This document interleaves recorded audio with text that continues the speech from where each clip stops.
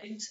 So in this video we will be learning something about angles, triangles and quadrilaterals. Okay, the same topics of grade 6. Let's start.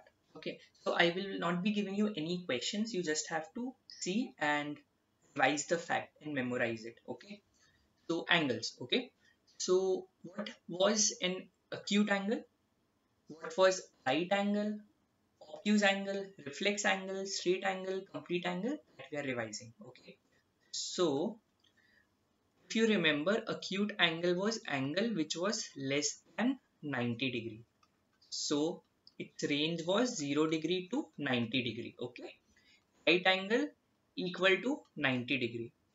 Obtuse angle greater than 90 degree, greater than 90 degree, but less than 180 degree. Okay. Less than 180 degree. Now the straight angle was angle which was equal to 180 degree. That is a straight line if you remember. Okay. So this was straight angle. Reflex angle is angle which is greater than 180 degree but less than 360 degree. And complete angle was complete, that is 360 degree. If you make it, it was like this. Okay. 360 degree. So this was something about angles. Okay. Take good 20 seconds to note it down and understand, and then we will proceed. Okay, there's nothing new to learn, it's just the fact that we have already done in grade 6. Your time starts now. Okay, coming back, I will clear the screen. Now we have something about triangles. Again, I'm just revising. You just have to note down when I will give you the time. Try to understand right now, and I won't give you any questions to solve. Okay, so types of triangles based on sides. Types of triangles based on sides. So if you remember, if we have a triangle with all the three sides equal, it is called as equilateral triangle. If we have a triangle with only two sides equal, it is called isosceles triangle.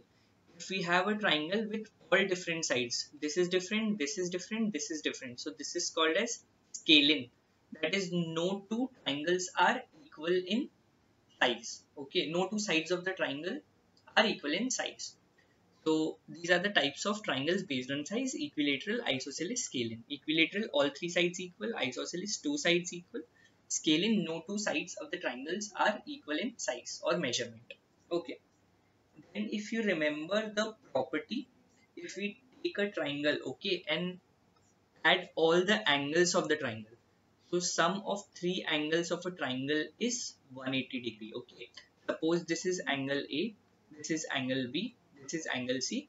So angle A plus angle B plus angle C is equal to 180 degree. You have to remember this. So if you are given a triangle, suppose this is 40 degree, this is 60 degree, and they're telling you to find this angle, you can find it.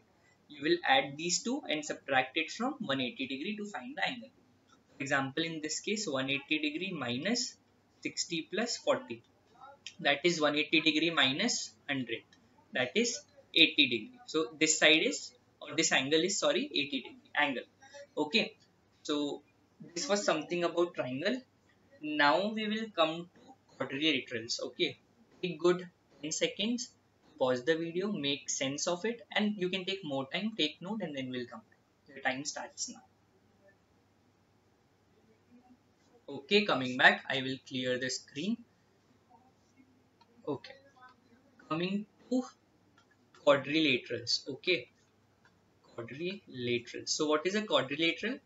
It's a four-sided figure, four-sided closed figure. Okay, so it can be a square, it can be a rectangle, it can be a parallelogram.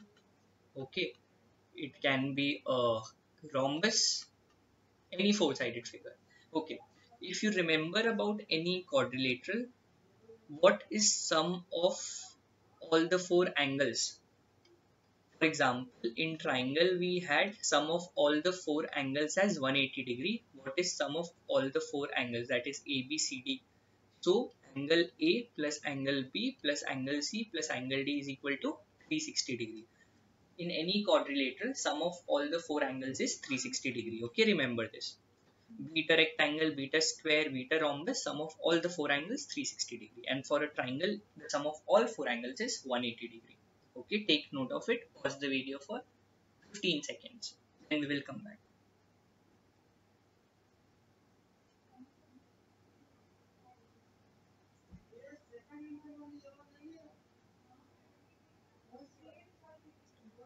Okay, coming back, I will clear the screen. Now when I talk about a quadrilateral, for example, ABCD is a quadrilateral. Okay. Now if I ask you, tell me about the opposite sides. What are the opposite sides of this quadrilateral? So you will answer me, Bhaiya, the opposite sides are AB and BC. And there is one more set of opposite sides, that is DA and CB, right? These are opposite. Now if I ask you, can you tell me about the adjacent sides? Okay, adjacent. Okay, so you will tell me bhaiya DC and CB, or AB and AD, or AD and DC. That is consecutive sides. Matlab, the two sides which are consecutive will have a common point. For example, DC and CB will have C as the common point. AB and CB will have B as the common point. These are adjacent sides, that is next to one another. Okay, next to one another. Great. If I ask you, this is a quadrilateral. Okay, let's talk about opposite angles. So this is A, B, C, D. So angle A and angle C are opposite, right? Similarly, angle B and angle D are opposite angles. Okay, they are in front of one another. So this was more or less about it. Then you know the term polygon, right? A figure that has three or more sides. Okay, so if a figure has five sides, okay, this is a pentagon and it's also a polygon. You remember it? Right. Triangle is also a polygon with three sides. Quadrilateral is also a polygon. Hexagon, if you have six sides, it's a hexagon. It's also a closed figure and a polygon with six sides. So this is more or less, and geometry is covered with basic knowledge. Okay. Okay, kids, let's start with three-dimensional figures. Okay. D stands for dimensional. Dimensional. Okay. You already know a two-dimensional figure. Okay, I will draw some for you. For example, a triangle, square, rectangle. All these figures are two-dimensional, right? You can draw that on a board, and it has length and a breadth, right? It doesn't have a height. When I have to draw a 3D figure, it is going to have some height. Okay. If, for example, you are sitting in a room, the floor has a length and a breadth, and the wall has a height. So together, all together, a room is a 3D figure because it has a length, a breadth, and a height. Okay. So if I take a duster, imagine a duster in front of you. Okay, a classroom duster. A duster has a length, a breadth, and some height, right? If I take a sheet of paper, it is a 2D figure. It just has a length and a breadth. But if I keep putting more pieces of paper on top of one another, I'll get a notebook or a book, right? And then it becomes a 3D figure. How? So it has a length, it has a breadth, and it has some height, right? If you see this, it will be more clear. It's a height, length, and breadth. So it becomes a three-dimensional figure. Okay. Let's draw some three-dimensional figures. This is made up of two squares. If I connect it, I will get a cube. Okay. We will discuss some terms like vertices, edges, and faces of different figures. For example, first is cube. By edges, we mean these. That is line segments. Okay. This, this, this, this, all the line segments. So how many edges do we have? Let's count. 1, 2, 3, 4, 5, 6, 7, 8, 9, 10, 11, 12. So there are 12 edges or 12 line segments. Okay. I will show you again through a different color. Let's draw this. Okay, it's a cube. And now let's find the edges or the line segment. So this was 1, 2, 3, 4, 5, 6, 7, 8, 9, 10, 11, 12. Okay. Now let's talk about vertices. I will again draw the figure to make it more easier for you. If you talk about vertices, it's actually the points, okay? The point where the two edges or line segments are meeting. So this is one point, this is one point, this is one point, this is one point, right? 4, 5, 6, 7, 8. It's actually a point where the two lines are meeting, right? Similarly, this is a point where these two lines are meeting or the edges are meeting. Okay, so there are 8 vertices. Okay, and faces, how many faces does it have? It's very easy to understand. You may not understand from the figure. I will show you from the notebook. Okay, so one face, this one, second face. Okay, 1 and 2. Then we have 3, 4, 5 and 6. Okay, 6 faces. This is actually a cuboid, but the cube will also have 6 faces. You can take an example of Rubik's cube that you solve. Okay, see the Rubik's cube, you will find out. Or you are sitting inside the room, you have a wall to the right, wall to the left, wall in front, wall in back, then a ceiling at the top and the floor. So 6 faces, right? So similarly, if I draw a cuboid, this was a cube. Now this is a cuboid made up of 2 rectangles. Okay. Again same number of faces, that is 6. Again same number of edges, that is 12. Again same number of vertices, the points that are connecting the two line segments, that is 8. So this is a cuboid. Okay.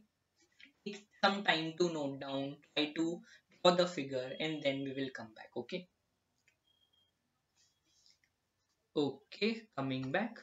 If I draw this figure, okay, and again one more figure. This figure is, this figure is cone and this figure is cylinder. Okay, cylinder. This is a cylinder. So the cone is made with actually a triangle and a circular base. This is a circular base. Okay, and when we take a cylinder, it is made up of two circles at the top and the bottom and actually a rectangle. Okay, so this is a cylinder.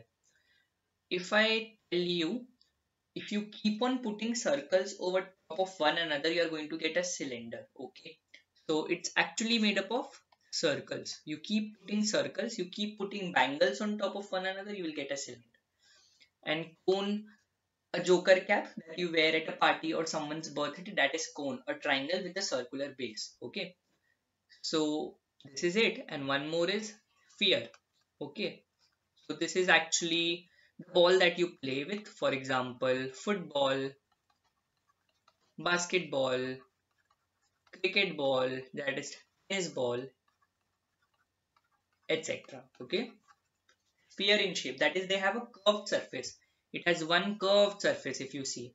Similarly, this cone will have a curved surface. Okay, so this is all about 3D shapes. Take care.